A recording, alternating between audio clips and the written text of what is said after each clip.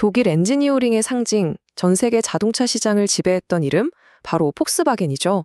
근데요, 지금 이 거대한 기업이 말 그대로 뿌리부터 흔들리고 있습니다. 오늘은 한때 성공의 아이콘이었던 폭스바겐이 어떻게 이렇게 깊은 위기에 빠지게 됐는지 그 복잡한 속사정을 한번 제대로 들여다보려고 합니다. 무려 87년 역사상 처음으로 독일 공장 문을 닫는 걸 고려하고 있다니 정말 충격적인 소식이죠. 근데 이게 다가 아니에요. 이건 사실 훨씬 더 거대한 문제의 신호탄에 불과합니다. 자, 그럼 지금부터 본격적으로 파고 들어가 보죠. 대체 잘 나가던 폭스바겐이 왜, 어떻게 여기까지 오게 된 걸까요? 가장 큰 그리고 직접적인 원인은 바로 미래를 향한 거대한 도박 때문이었습니다. 근데 이 도박이 시장의 흐름을 완전히 잘못 읽은 좀 섣부른 판단이었어요. 폭스바겐은 자동차의 미래라고 불리는 전기차에 말 그대로 올인을 해버린 겁니다. 이 그래프를 한번 보세요. 그들의 전략적 실수가 한눈에 보이죠? 토요타나 현대 같은 경쟁사들은 어땠나요? 하이브리드라는 일종의 보험을 들어놓고 시장 변화에 대비했단 말이에요. 그런데 폭스바겐은 모든 계란을 순수 전기차라는 바구니 하나에 다 담아버린 거죠. 그러니 전기차 시장 성장이 주춤하자 이 충격을 고스란히 피할 곳 없이 맞을 수밖에 없었던 겁니다. 사실 전기차 시장이 왜 생각보다 안 컸는지는 명확해요. 여러분도 느끼시겠지만 차값은 아직 너무 비싸고 충전소는 부족하죠. 거기다가 정부 보조금까지 줄어드니 지금 사기엔 좀 이런 생각이 드는 게 당연하잖아요. 결국 폭스바겐이 쏟아부은 그 어마어마한 돈은 순식간에 발목을 잡는 족쇄가 된 거죠. 근데 여기서 진짜 궁금한 게 생겨요. 아니, 왜 이렇게까지 위험한 도박을 한 걸까요? 이해하기 힘든 이 전기차 올인 전략의 뿌리를 찾으려면요, 시간을 좀 거슬러 올라가야 합니다. 바로 2015년, 폭스바겐의 모든 명예와 신뢰를 한 방에 무너뜨린 그 사건. 네, 맞습니다. 디젤게이트로 가봐야 합니다.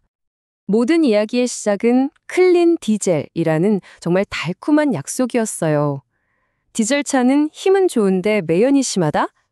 아니요, 우리 폭스바겐의 위대한 독일 기술로 그 문제를 완벽하게 해결했습니다. 이런 거였죠. 이건 그냥 기술 자랑이 아니었어요.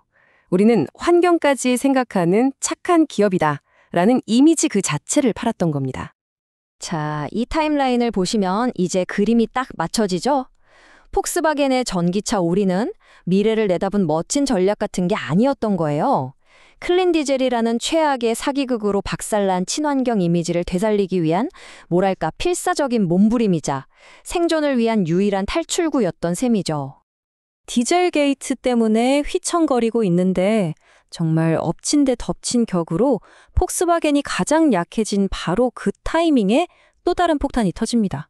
그것도 절대로 잃어서는 안 되는 가장 중요한 시장에서요. 네, 바로 중국입니다.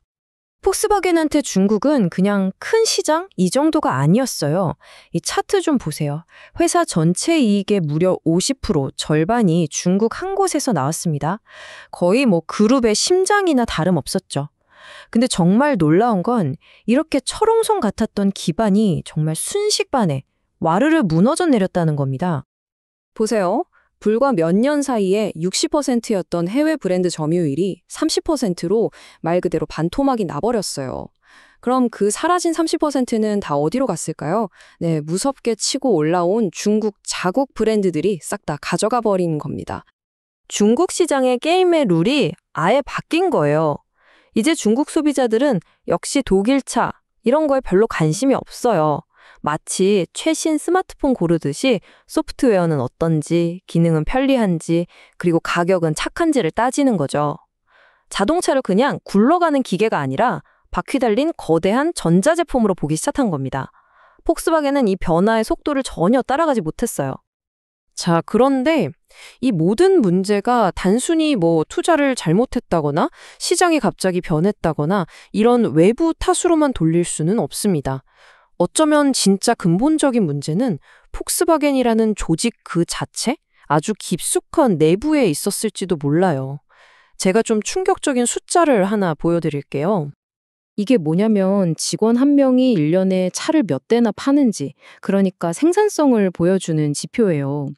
경쟁사인 토요타 직원이 거의 30대를 팔 때 폭스바겐 직원은 14대도 못 팔아요. 생산성의 절반도 안 되는 엄청난 비효율이죠. 그럼 당연히 이런 질문이 나오죠. 아니, 이렇게 비효율적인데 왜 공장 문을 닫는 것처럼 과감한 결정을 못 하는 걸까요? 그 이유는요, 세계 어디에서도 찾아보기 힘든 폭스바겐만의 아주 독특한 지배 구조, 바로 거기에 숨어 있습니다. 이게 바로 회사의 모든 중요한 걸 결정하는 감독위원회라는 곳인데요. 자, 보세요. 전체 20석 중에 무려 절반, 10석을 노조가 가져갑니다. 거기다가 일자리가 중요한 지역 정보까지 2석을 차지하고 있죠. 이게 무슨 뜻이겠어요? 회사의 미래를 위한 아픈 결정보다 당장 노조원들 일자리, 지역 정치인들 표가 더 중요해질 수 있다는 거예요. 보통 회사에서는 상상도 못할 구조죠. 참 아이러니하죠. 한때는 노사가 함께 잘 지낸다고 칭찬받았던 이 폭스바겐 모델이 이제는 변화를 가로막는 가장 큰 걸림돌이 돼버린 거예요. 경영진, 노조, 정치인, 다들 자기 밥그릇 챙기느라 꼭 필요한 개혁은 아무도 못하는 거죠.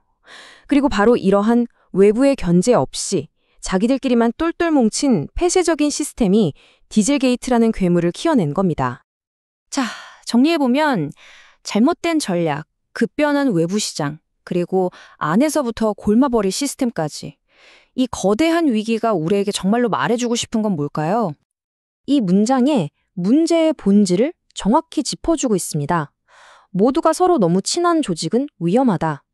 지금 노조는 경영진 탓을 하고 있지만 사실 진짜 문제는 따로 있었다는 거죠. 다들 너무 친하고 한편이다 보니까 이거 좀 이상한데? 우리 지금 제대로 가고 있는 거 맞아? 이렇게 쓴소리를 하는 사람이 아무도 없었던 거예요. 바로 그 침묵이 이 거대한 배를 가라앉히고 있었던 겁니다.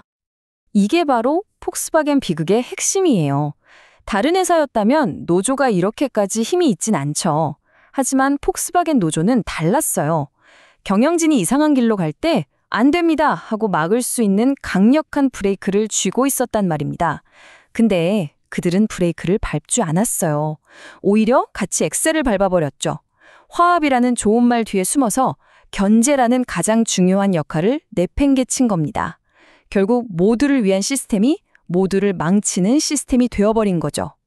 결국 폭스바겐의 이 이야기는 그냥 남의 얘기가 아닙니다. 우리 모두에게 아주 날카로운 질문을 던지고 있어요. 의미 있는 외부의 견제와 균형이 없는 조직은 결국 실패할 운명인가? 여러분이 속한 곳은 어떤가요? 누군가 불편한 진실을 말할 수 있는 분위기인가요? 아니면 모두가 좋은 게 좋은 거라며 조용한 침묵 속에서 함께 가라앉고 있진 않나요? 폭스바겐의 사례는 우리에게 협력도 중요하지만 때로는 건강한 견제와 비판이 조직을 살린다는 걸 정말 뼈아픈 교훈으로 보여주고 있습니다.